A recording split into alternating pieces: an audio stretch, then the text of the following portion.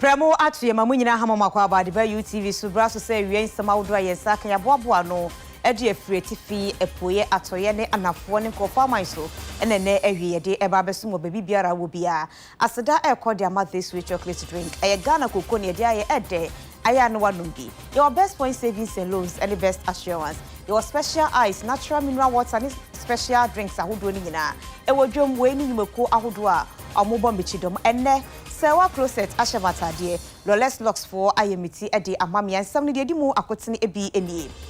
Ghana mampanyi na adodankwa kufu ado ebie adwumako kese ba kwano eno ne adwumako aso abaitrepa Ghana ha ene bebre masio mu etu enchene na COVID-19 eye trust fund empenifo na hweso no omudwumadie nyina omudi abawie yenti omunkratasem omudi akwa aban no immigration service adwumayefo beye aduonu so 27 ena sese ne yeyi omodi niema bi omoye ya na entwaye enkoye ntia yebeko asante mantemu sofola ni ebuakwa kwantempo no so tomu a etwamu wotoase ede ko baabi ani ekwan no ayaye no efe ekoye na so niema ebeboa ama bambo akoso no bi ni ho adehye no akasa ede afa ho ensam no ebi eka ho do hwere ba kontem ekua ejewa akode maje peni a me babe somo bongo difara ono so the sports be babe ka ho ebi afi ensam no enchiremu eni electrochem eye salt mine no eye adwumako kese ewo Ghana hase ya nyame adom ye bie ano ewo ada west mesinimo a ewo enkrasi ya Ghana mampanyi na adodankwa akufu ado ene kogina ehwe ye ma adwumadie no ekoso na sa adwumayi omo ebienu eno na oba bibremase ba enchine adwumako pa eso ewai battery ebro mampanyi akufu ado ebia no no se ebeboa ama Ghana mabunu enya adwuma ayefesus kasembe koye McDan group of companies omuna sa adwumako kese To revamp the Songo is a long journey, and it is done for the state of Ghana. And this is going to change this country, and this is going to change the Adan community as a whole. This is bringing serious economic benefits that the youth will enjoy. As we speak, we've employed 3,000 youth in this place. As we move to the Adan East, we are employing 3,000 more. By the end of this project, we're looking at employing about 7,000. If we build the port of Adan, we're employing 700 people. I have never seen a single project in this country that had been able to employ so much people. And I say thank you to Mr. President. Thank you to Nene Akwaku. Thank you for Nana Diki. Thank you for all the Queen Mothers and the Traditional Council. This year we are going to do 650 metric tons of salt. By next year we'll be doing 1 million metric tons of salt. By 2025 we'll be doing 2 million metric tons of salt.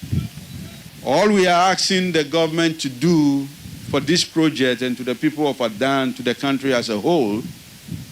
is to give us two major roads. The road between Bonikope to Kodlodo. We are asking the government to connect the Adan West to the Adan East so that when we produce the salt, we'll have easy access to the port. The last thing we want the government to do for us is to build a jetty. For us in the New Patriotic Party, the party from which my government was born, the primacy of the private sector in the development of our national economy is fundamental. It is the very basis of our economic philosophy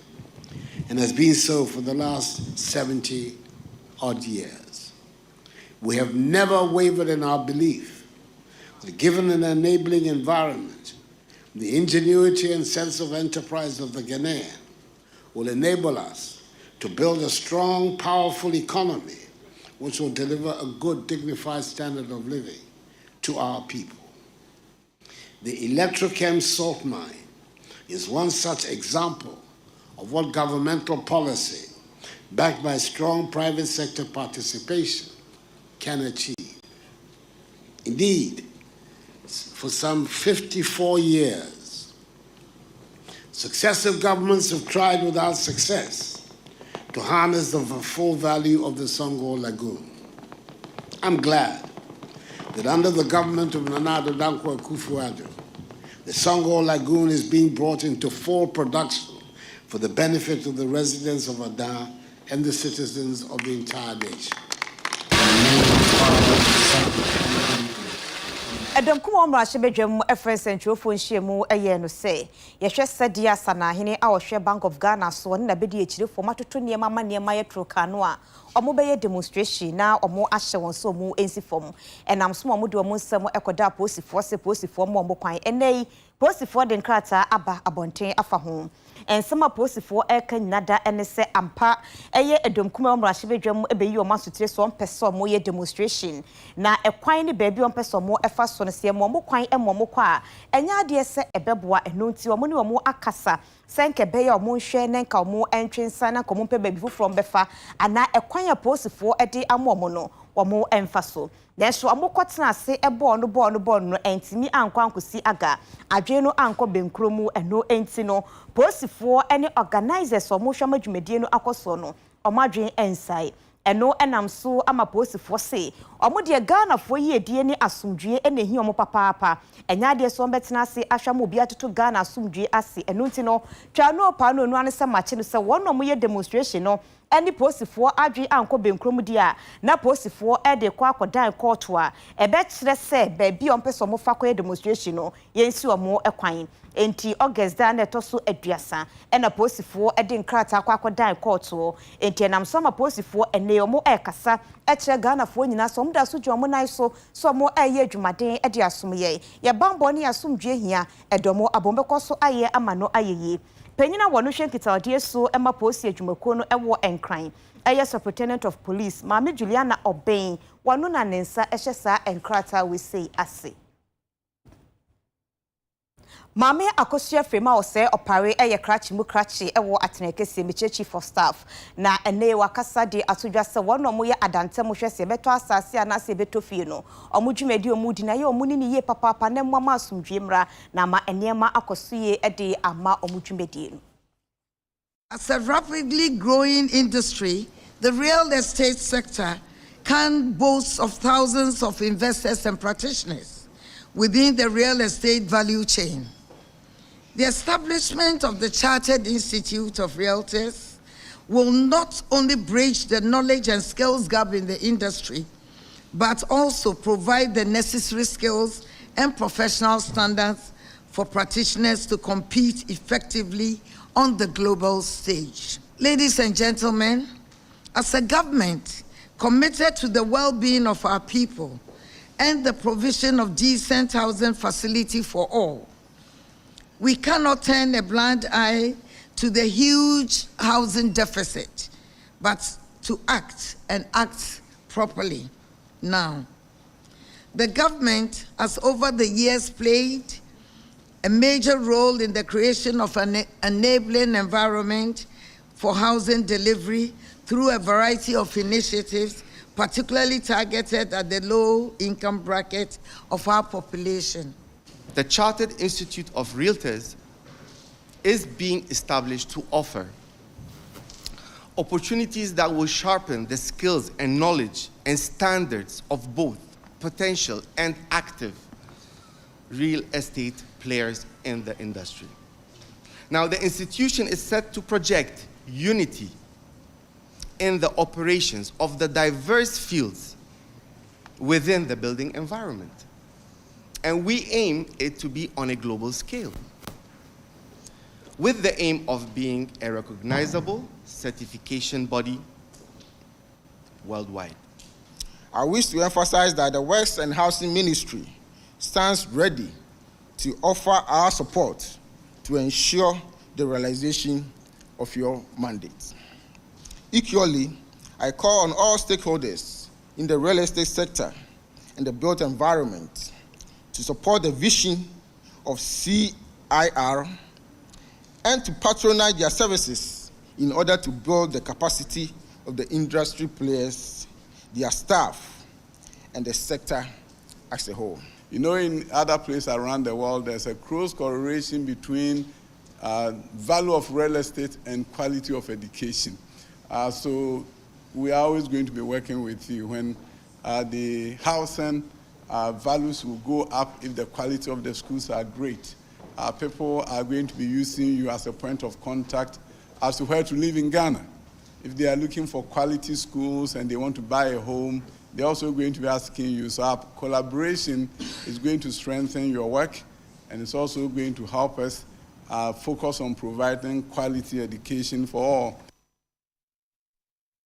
Once a woman adwejiri eno apoye mantementi me ho ase efa hensem ho ayiniti nam so ametu ato nipa mienu ehwere wo nkwa enam so amebi eprepre beye enum na ene eye empenifo ehwe bambo so ewo apoye mantemu meche Eastern Regional Security Council for akwakoye nhyiemu ewo koforidua na omokoye nhyiemu no sei ena omo de omanu disem aba omosi eyomo ya se enipa mienu ahwere mo enkwa wo menteme ho ase ni pinche siye ama enipa num eprepra na omoto aso e de ache Ghana fo se ye wo mra a eno eye Public Order Act 1994 no na HSS will be e ba bedi dwumadie bia esese wo yi posifo asotire abrosoa nafua enum ensana dwumadie no abaso na se wo yi posifo nso asotire esese ade no wo tworo edigu nkrata so na wankasa wo sign na ututu anamon ede kose organizer no anase nipa no a omo ana omo ye dwumadie ni bi beka ho no omo de akọ na niema de beka e wo ho no ebi ene se baby ene bra ubedi se adwuma no eho hia papa efenso so no dwumadie na wo ba bedi ni sania esitie ebre anase time a wo de be hye dwumadie no ase ena baby a wo ye dwumadie na anase wudi dwuma no ene baby a ekwa akoye aduro destination ni nyada eho hia afe no na ebre anase time a wo de be pon no eno so wa kire posifo no na wasese wankasa wo de ekọ posifo atena ya ese hu se nipa wo de ema no ese oye bia eye assistant superintendent of police anase ne rank no ekosoro ansa na wo de amanipa kro no ko police station ho na de krata ne command nipa for sembe ye program wo ya ese nipa na wo de krata ne man police ni no ese ebia woye assistant superintendent of police anase ne rank no ebrosa afezu so no esese woni mpenifo etenase na ye hu se ade na wo ye no posifo no wankasa hurumu no entiti obi a enti obi afa hodie so ensi obi akwan ense obi a enyi obi ankwan free nsem ansa na ya ma obre na kunukropo ye hwese bibi wo ho anya ye betimi asikwan a ye ma wo endi dwuma no na wanyina kabomu ewie a na o maka chem se bia de mu ye be hadwinti muntu mfa hyeda na muntu mfa hyeda na edash tuo no antimi amaso a posifo begina so etu anamon afenso omo se bibia ye special event ya eno echese ese niema bi koso se moye parade moye carnival street dancing moye celebration bie obi ye wedding bie obi tu ni bedin ne keka ho nyina no ese oba posifo nchen beji to mikrata no ma yenhwemu akwa akosi ase ne koso wonse won waduragiri no enfumso de kakra wa hunti posifo guso a omo yenhwemu ede afa ho no omo eka ede ache Ghana fo nyina se emrepamu omo yenhwemu ni beba edi omanu di sema ba betudwa no nti no de besi bia no bema yaso ate apoye mantemu soafo a wono na ye titenani ema bambokuo no a ewo apoye mantemu onimonya Fawcett Kwame Echampon wono ena nensa ehyasie Madam Sena Dake wono ena eye Institute of Chartered Accountants Ghana oye penyina wada no nene wakasa de atudwa so mo wo mra aye Act 1085 no emo mo kwan se obi biara oye accountant anaso hwesika sem so e Ghana ha se no wo hye mo ase enti se wo bie school anaso wo bie school a se wo mo ene do mabam de niema ema wa nhwe ammo mo nchen ammo mo ntu anamopa bi amfa ho a waso ebeye hye obi ye accounting work wo baby a onye ye member kra law no ema yes to me say ye betimi aba wo office abehwe de wo ye se enye de eye se wo ye wo ye standards ni guidelines one ye be ma disciplinary action celebration where ye nye nkwa ye di three things e de to ye nim baku ye sustainability na say planet no aye huhuhu environment ni nyina ebi ye basa nsuo to a na nkrofo omubre businesses su na ensu afa obimu businesses na when nyina no sikasem accountants su ye hwe sikasem so enti ye society call your communities say I betimi aboa de omu ye betimi aboa de omu ye juma de omu wo mu businesses ana de omu wo sika kakra ye betimi a church omu say omu wo sika say omu keeping it say no mo aye bookkeeping de say omu ye na tax force omu nchi omu no ye wo provisional ye betimi aboa omu na yayi omu efrim. The key thing with our profession, accountancy profession, is always to go by the ethical standards of the institution or of the profession. You can't play the role of an accountant when you're ethical. Omunim accountants nunim the ethical standards. Omunso a omoye accountancy ejuma obi ohonma wo ye ejuma wo baby onya accountant onya member of the institute ebinum kura nye student members but wako school kakra ene onim accounting no nim de ene yafa no so onya accountant wo baby ebi won so a waye course bi adru baby when we course no po ebi okura yen aye de ni bi wo ye dru baby when tumi anchata but wo ye na ejuma as an accountant boni bi ani ho but say the new law no section 44 of the new law no say Sankrofo we nyina also omo ba under regulation omo me register with the Institute of Chartered Accountants na institute no ebechire kwan omo befa so a ye bechire omo how to become very ethical in their operations.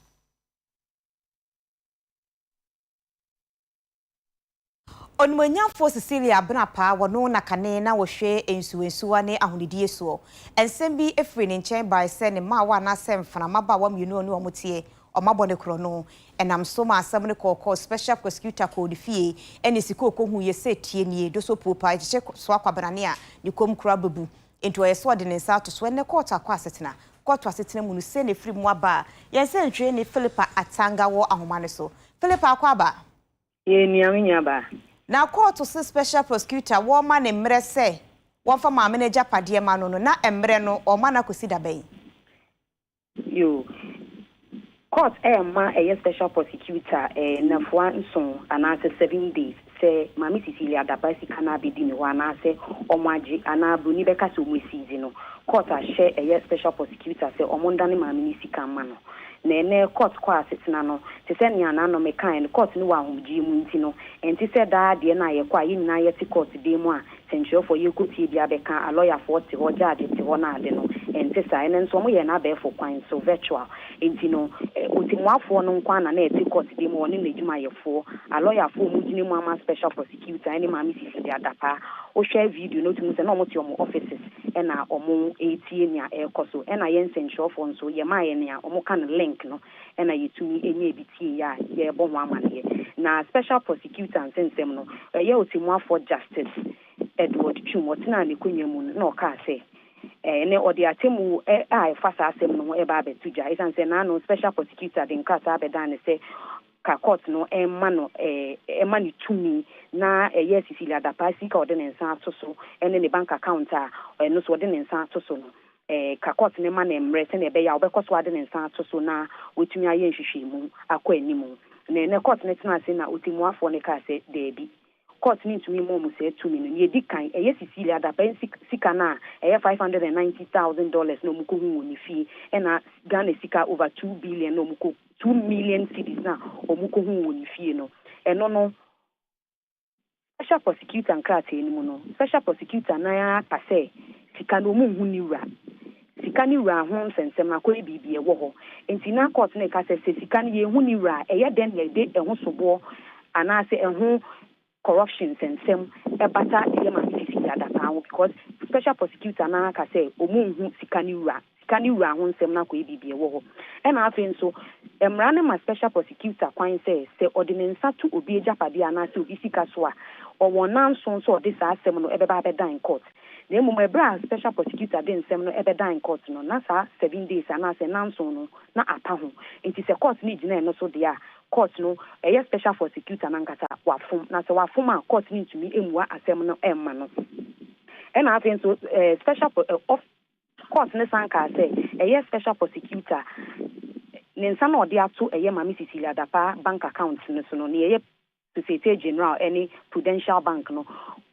special prosecutor entumi amanyina so bia titu bia se was a court no a situ na yam almost omon koswa na omonfa omonsa entu scan ne bank account ne so kusi se omo be yo mo hwehwe mu ewi enti court ni bo ni nyina atofa na court ni se wogina we nyina so dia na ontumi mo mo ni ayeka no confirmation order for seizure and ontumi mo mo na afen sika na ewo special prosecutor wono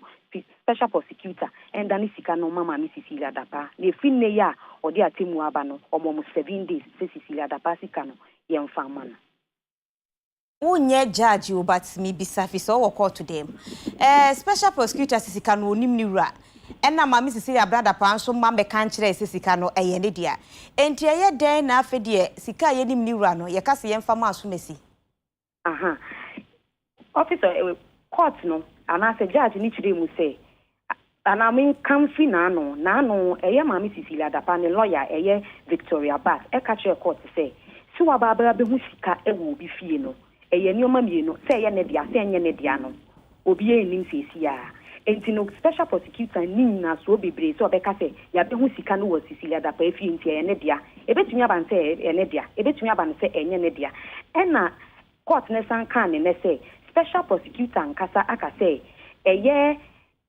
sika ni wura no me kan brofo mu a it's in dispute into hu nipa sika ne ye ne dia enti se wo a ntumi nka say sika we aya ba be hu Cecilia Dapa fie sika we Cecilia Dapa dia endi ntumi nka say wo ye nhwehwe mu afa no ho aye corruption sensem enti se sa dia ontumi court ni ntumi omontumi ma enough justification and a court ni chemu say sika ye obi dia ownership any possession ni oma mienu ye obi dia na ewo obi ho ni oma mienu eye special prosecutor omuntumi nkyere sika no ye ko ye hu se eye special eye mama Cecilia Dapa sika ena ne lawyer no say ena mama Dapa lawyer no say sika no ebia na ye mama ne dia na asenya anya asenya mama ne dia anya oba be ye bema ena esi enye hu nipa kora ne dia potepa dentina oman no enyi mfanto woni enye nhwehwemu ehu nipa kora ne dia potepa asa ne yada ne dia ma obi one support nsensem no wa wo de wa asem akono wo evidence ana se wo nyina so a wo de be come na court ne be gina so no wa kan wa asem ama wo asem we wa wo de asem no court no ase wo nyina so no enhye da anye we a court ne be kire se ebe ko benkum ana se be ko nifa court nsensem so de wo kan de bibria na ko ebibie wo ho enu na make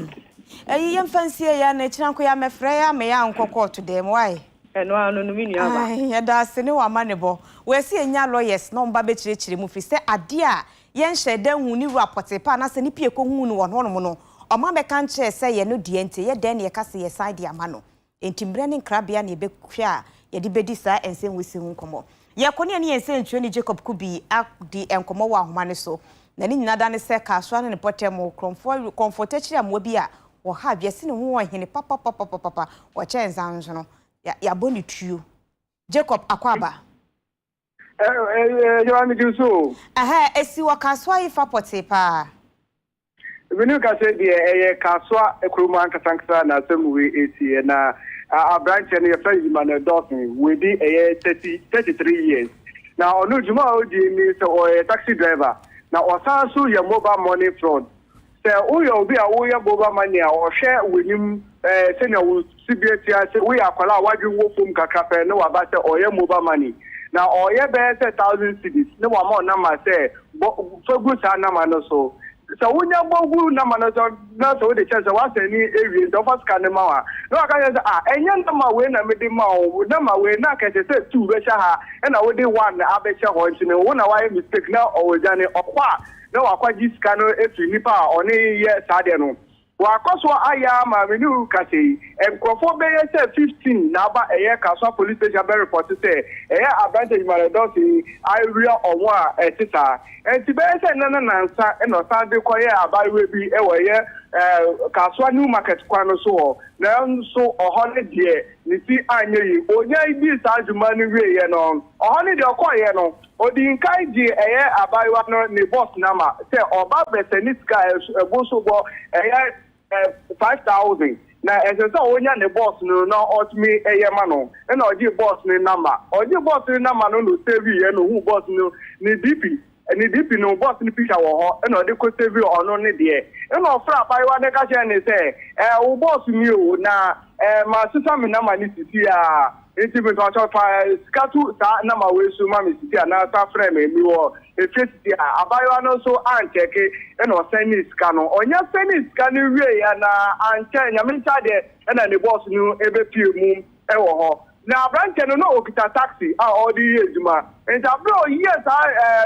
dum no wie no organi one of more man temu ho mo no e no mo bo abayo na ne boss no wie o no mo chesi no mo koche no mini wo ka je di o medina kopie mu wo eye kaso akwele district court ama judge o transfer no so no e kire mu se sisi amini wo ka je di o mo ahunchie mu enti no o mo man be man akọ na be na o de man no so onya eye sika 20,000 obi obeja ka je mu sika 20,000 afen so asasi plot eni fun krata nyina eye koje afen so no onya obi obi ọbara de yi no eya ọmọ ye aban eduma bako akomiensa ansana ọmọ eja eye yimare do se mu asemi enura no mo tra asem no soro efi enura be tele nipa bako kra elba police station be kasa onim no nemum ọba bebeli ni kasa odem te obi antuma beli na dia ene no obedem 2023 ansana mbe tra asem jo mo ane wa manebo se obedema kopim sabre no dia yenhwe se die besi na eye march bosome no na ne da etoso miensa ye wa no mo ada na pomudi adwuma for friends adwofo hie mu de tu dwa kire mu se ya de friends covid-19 no ebi abo my ganem efiri wono mo kono na aban no ene yedi nkomo bra no 2020 ni mu a entieja oye no so wo po abedwekom ne betena se na ahwe na entoboa kakra benya no yetimi ede akon etia yade no na abedweko no ene o ma friends adwofo hie mu de atodwa kire mu se omudwumadi ede mo mo mfinhia beye miensa 3 years no aba awieye enunti no omo akwakoda omampanyin na adodan kwakufu ado ase omo sisika omo enya na ye 65.4 million Ghana cedis eno emu no emu 58 million omo edeye adoye enyumakuo beye ahanan ene aduanan enso ene bae beye omo adoye ankrankra so ka ho bi kane wetemuafo panyimame sofia abenaboafo akufu wano na eda bedweko no anu a wakasae aware of the significant contributions made by COVID-19 National Trust Fund since its inception through the numerous interventions they have made, ranging from supplies of PPE, medical equipment to hospitals, special isolation centers, COVID-19 care management centers to support oxygen supply, rehabilitation of isolation centers across the country, purchase of reagents for laboratory to enhance testing for the virus across the country, as well as support for awareness creation and information dissemination, funding support for research and innovation, and provision of cash donations to the poorest of the poor, all towards the combat of the pandemic. All these interventions, ladies and gentlemen, were made possible through the generous contributions from Ghanaians, including the contribution of 6 months' half salary of His Excellency the President and his Vice, the Chief of Staff, and other appointees of the President, including Ministers of State and their deputies, Members of Parliament, CEOs, and others. Also, donations, both in cash and kind, were also received from corporate and religious bodies, civil society organizations, and a wide variety of entities, as well as from many ordinary Ghanaians, both in country and in the diaspora. Now, in conclusion, altogether, the trust fund received contributions in cash and in kind from over 447 individuals, corporate bodies, and other social groups, to whom there can be no words that will ever be sufficient to convey the depth of our gratitude, and I think also the gratitude of the people of Ghana. And as at today, total contributions received by the fund, both in cash and kind, amount to 65,467,911 cedis and some pesos, out of which a total of 58,000 020508.991 both have been disbursed for the major projects, programs, and activities and interventions that I have already mentioned. The balance remaining is 7,447,402 cedis and 80 pesos, which the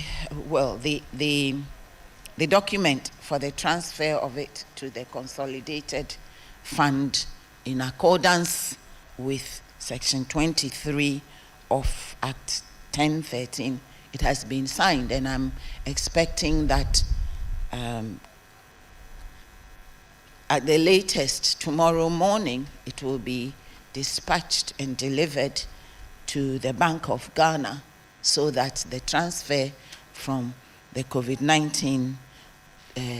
trust fund accounts will be transferred completely to the consolidated fund. Because come 1st September, there will, in law, be no COVID-19 National Trust Fund. And the trustees will be functus officio.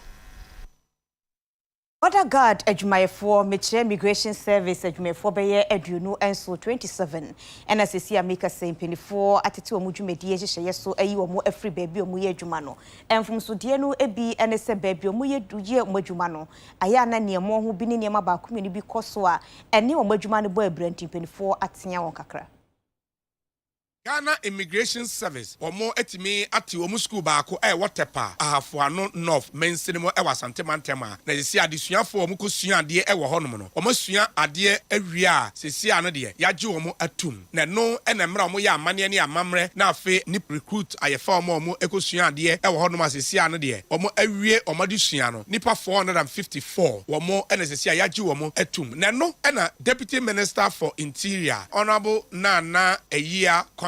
Wono edina ni monyam ebepta adwumadi na se wokasa wo kire se Ghana Immigration Service womo empanyimfo ayade pa womo ye adwuma wo Immigration Service no mu a enema bi womo ye ensem fata no enipa be ye 27 ena sesia no ya interdict womo a ye hwehwe womo ensemu na o kire se eye kwan papa ena empanyimfo na ye se de be ya obi a wo ye adwuma e wo Ghana Immigration Service no obetimi aye se ne mra no esihye no se ne na adwuma esitie na nyeso befa koti kwan so eye niema ense emfata Every Immigration Service no womo ne yeni wo hwe borders ahodo a Ghana ene amaya aka no ebohye ni nyina immigration fo no womo adwuma no enyi wo ho pa nje so obi ya niema na se ensem fata de a na wo se emra ene ne di. The ECOWAS sub-region is so troubled by acts of terrorism and political instability driven largely by coup d'etats. The efforts of these unfortunate occurrences are felt by all nations in the sub-region. In the response of this, the Ghana Immigration Service continues to strengthen operational protocols, especially along the borders, to ensure security of the nation's borders. I am proud to announce that through the support of the government, the service now has 2 additional schools. These schools are the Immigration Tactical Training School in Chebi, the Immigration Service Mid-Country Training School in Tepa. Plans are far advanced to expand the training facilities of the service by citing extra training schools across the regions to enhance capacity building at the entry and post-entry levels. Our gathering here today is to celebrate the first person out ceremony of 455 recruits officers of the Ghana Immigration Service Training School. Graduates, you must exhibit high sense of professionalism and discipline as you join this world of work. The Ghana Immigration Service has recently launched a code of conduct to guide the behavior of officers. 27 officers and men have been interdicted for their legal involvement in various offenses against the professional and ethical standards that set out in the service. This is to go a long way to ensure discipline and uphold the professional and ethical standards expected of immigration officers.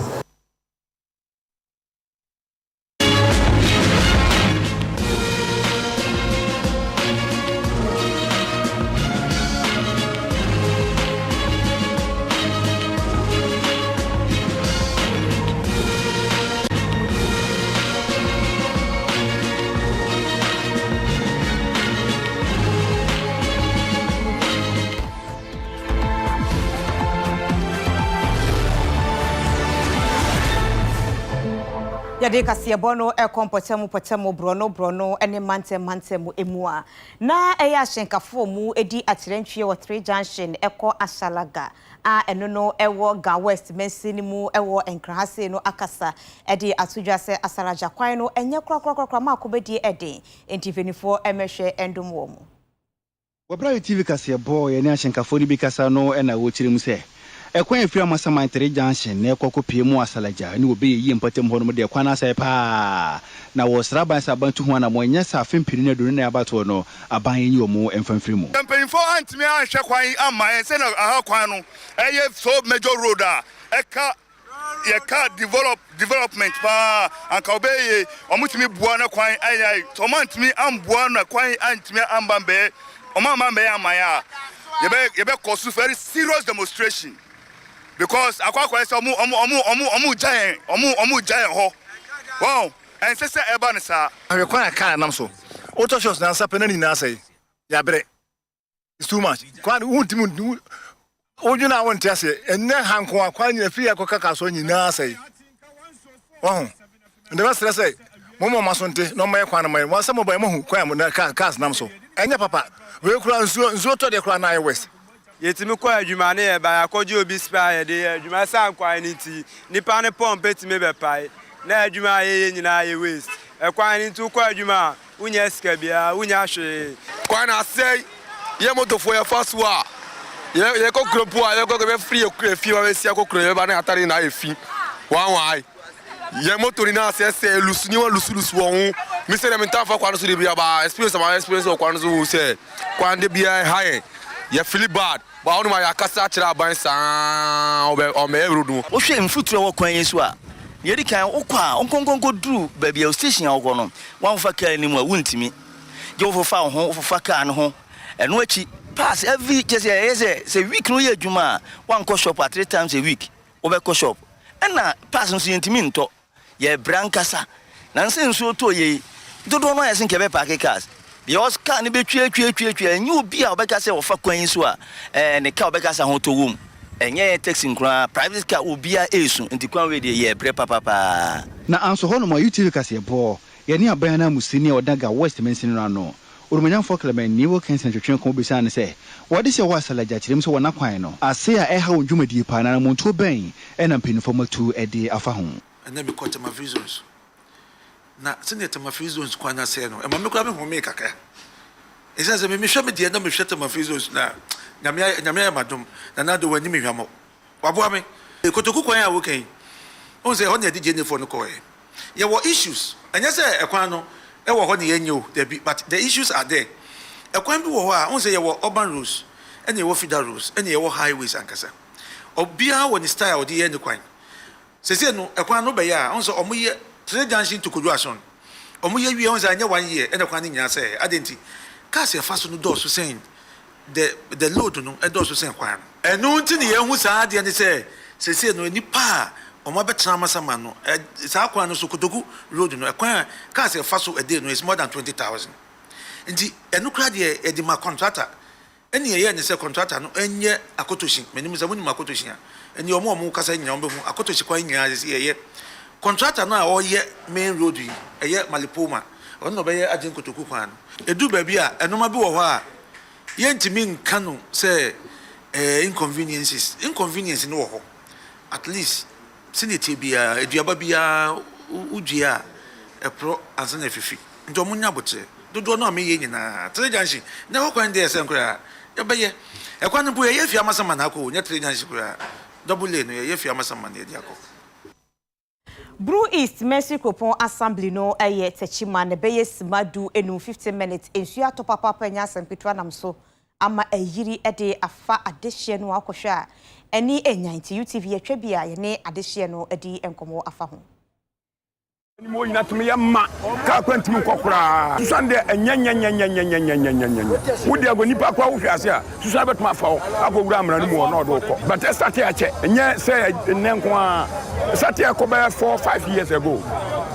omo ye kota wiere no ano no susa no anze nam kwan no we kura sha timi ha nyina tumi yamma nipa ostudu na wodi agwan hwe be do wo ko omo aye no free soro ho a nso ni sane ba no ade a bridge ni susa itemi ma nso ni fa bridge ni so na abeta akwaro nu ama ho kire entimi enkroso enko entimi nkroso ma die sere mpanfo a omo yi TV se omo mo a na bridge ni ebibia nya kama traffic na so wa bedru ho na wo be close no ye matis wo ye opel wo ye ni saloon car bia wa bedru ho nso ni susa ni yiri efa akwani na untimo se awie ikura nsu ato nsu to ebedu o mantimi anklo so mesan dan mani ekofa main market ansa mesan ekosi nkura no mazi ndi kuro no na ma erosion nsu ajamu dia ye hu ba bia ye mfa okadafo taxi so ubeduru ana about nkwada baba betu nsu na ewura kam na ewura wo injim ndi ekobasa ye moa ye kuranti ampanifo no muntu ana mo no moa panifo a mo ye ka na center chima krodua mu ye besre ye honorable MP ane MC say akwa yam se so to ha kakra enti no ade yene ne enoma basabasa ba so to kakra na gota na yiri enti esrem a momla na se gota no mbaba mu se bibi renovation bi no mba ya omomla no mba because etimi tweka etimi cause accident etimi efe enkwala enti e besre ye onabo regional minister and MC and honorable MP James Akosa Esremo Samumla na bibia ho no ambetimi aya fagota we hu no mumna na mumba Poko ase ene awo hikwantempo no eye kwan a eso eye busy pa na sa wona mokwan ne so be wuse mfimfini ye jato won ho no se yenim ye beye nkranti o ye ba beye ntwi o ye ba bedue nua obi entimi hu enyine nwura no anyina made no wode ye ka ho a enam so ama atrentwie di e wokwan no so ayeden a adehye no akasa sempenifu ahwe kropon no so se omomedo na moama ekwan mu ena ho kwan no mo ye no space no mo gya no kwan fifin na sododo e jama nwura no efudodo enti wo dravo a wo hunu wanim enti obi kura pese wo cross kwan na e din man so ba cross e jama sa nwura enti ma etimi buboka ọma mo twa kwan ni mu etan ze nwura ni fusa wo hunu wanim hu wachi driver so oba okra speed e na de ba e di speed na ode ba ni enti no wo hunu se nipa no kura e de e cross na wa bọ no enti se benifo se kwan no ba be bi di aka ho awo fifin na ma kwan na yeketo amaya ye hia sa emboa no so mo ntimi nye so a e no mo mpa adura betima ahye nwura no every kwan ni fifin ha nwura ni ntimi mfu biem e no mo ye ne sa mo mboa ya ifi se betima aboa ye ha konfo betima abehiem e ne o mboa kra konfo ne de ne ha no ne de yem se aye esoro no kra ombokum police ni bi wo filling station we e kwan ni nyina afu to mo cross ye kra mo kon obi ahu o de hu anso o mapie a ye de o mo di segment sa ekro mu every da ho no mo a etimi boa ma ye de ekro mu ti e ma obi ye bibi kwa timi hu no ye bese be koso asere se wo hu ye mobo because kwan ye kwan kese an kwan ketenkete na mu ti se bufu kese na se ye no a eno so tumi the problem ba mu ketenkete wo ma wo so ka wa a problem ba nti esra na so mo se wo hu ye mobo na efu a wo ma ne fu bebre ma na moro so na wo ma ye ma ye se be ya enkola so benya asumdwe yampa ne fupo de o ka waja obehu na beye ho na akola de obedu fie no na be siesi nti sra na yesre. Last year 2022 ye do kwan no 5 times onim a kwan no I don't know, I think it's very fertile odo na iso to bako pe bako na asan afu ti said the fertilizer eguso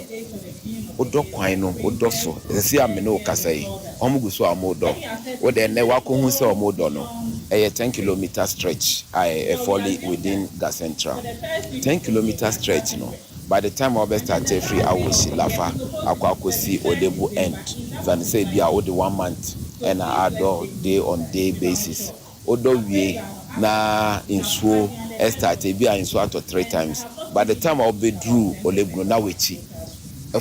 And Hebedin so be insuo assembly the resources nyina so they draw road median. Aha ye wo valley. All the adjoining municipalities no almost loop into her. Their committee 40% of our resources said they will solve flood and flood related problems.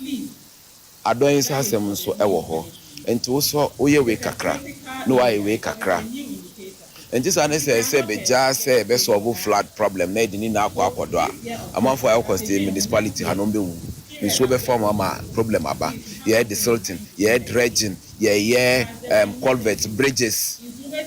Yeah reshape ekwan gata ye hu se no we dey say bie mu ana bibia chokini na ye send the be asenso to a one say say always no ebo nkwa ho ban enti hayen ya meeting at all levels ya raise this issue and so much talk and discussion also about how to go about it. Say paving ebi I said the pavement block nyina yenempeni for naka parks and gardens ochina just ochina ye no mu hia to look at ekwan ye befa so. Ewia prem to bre UTV akanka sebo na wo hwe no ye home abaye ba kasebo no ensi kra bongo difara what the sports eba abeto aso we Ghana bongo.